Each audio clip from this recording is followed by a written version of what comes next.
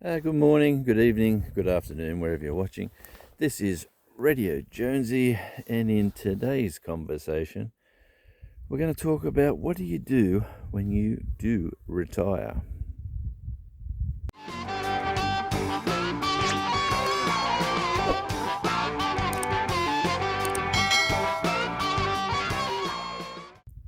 Well, apart from having a great time when you retire, getting out of that 9 to 5 grind, getting away from all the distractions that have been work related over the years, I can tell you a couple of anecdotes, a couple of stories from a few friends and family of mine that may be able to help you when you do choose to retire. The first thing, and the most important thing, I've known a lot of people here in Tasmania that when they do retire at 67 or above, or even 63, 64, I have lost a lot of dear friends from illness, from the big C, but they didn't even know they were going down that road. They retire, they stop, they all of a sudden become ill. Well, that's a handful of friends. That's been unfortunate and very distressing for all involved. But what I'm saying now is that you've got to bridge that retirement. You've got to not go cold turkey in retirement. You've got to have some form of activity, some form of exercise, some form of routine when you do retire. And that has helped a lot of other friends of mine as well. They've, like I was talking to one the other day, and he just said to me, you know what, I'm 67, I can be officially retired, but hey, I am going to volunteer down at the op shop just to do a day here and a day there to help out the community, and it's keeping him active, it's keeping them involved in the community, and it's been enjoyable.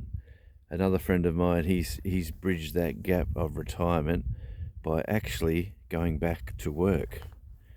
Now, that sort of sounds absolutely crazy, but he retired from his business that he was in. He retired from the 9 to 5 grind, and he's on his pension, and he's set himself up with his house. He's given some money away to his family, which is a choice to be made, whether that's good or bad, or whether you want your kids to do the hard yards themselves and get out there. But I've sort of followed in that friend's footsteps, and I've decided to do a few days a week work. And what that does, it gets me out of the house, and it takes you to places where, you know what, you probably would never go. Yeah, and I know it's a gloomy old day, but it takes you to these little hidden treasures that are out in the countryside. I've seen wildlife aplenty today. I've seen echidnas. I've seen wallabies aplenty. It's now around lunchtime. It is a bit gloomy and overcast, but the birds are amazing. They're out there in the massive old trees over here, and the camera doesn't do them justice. This one here is absolutely monstrous. But just in saying all this, it is wonderful to just have a little bit of earn a bit extra income. You're doing something usually completely different.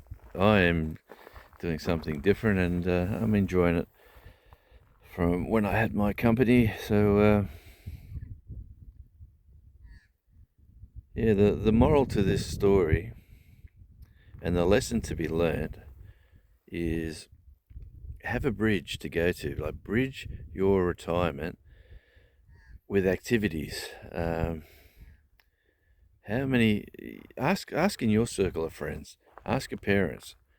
As soon as someone retires, do you know many people that have sadly passed on? And I'll guarantee you there'll be a lot of conversation about this, because I don't know whether people sort of give up, or is it,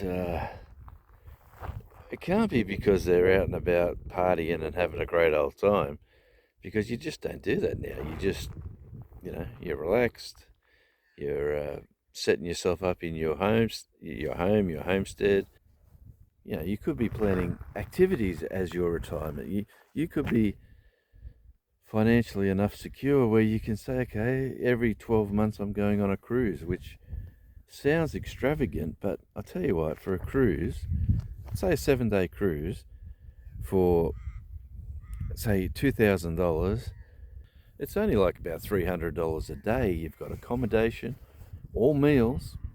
It's just the extras that you can pay for if you want a drinking package or something like that. But if you're only there having one or two beers, maybe a glass of wine here or there, it's probably best just to pay for that. Don't even worry about these exorbitant. Well, anyway, don't worry about paying extras for the those sort of things. So it's a quick video. It's just about to think about when you do retire. Have a plan, have a idea of what you will be doing when you hang up your work shoes, put in the coat in the cupboard, and deciding if you're going to be a gardener, you're going to be hard at it.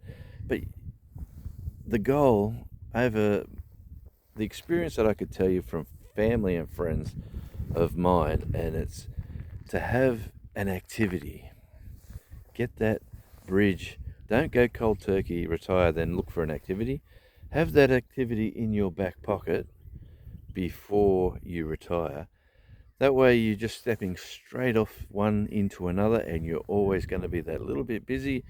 You're going to be enjoying activities. You're going to be, doing your own thing, whether it's with people or by yourself, but you've got that plan in place. That's all I want to say today. This is Radio Jonesy. Until we meet again, this is The Conversation, and I'm out here in the boondocks of Tasmania, listening to the birds and enjoying life and getting paid. Hey, until we meet again, this is Radio Jonesy. Ciao.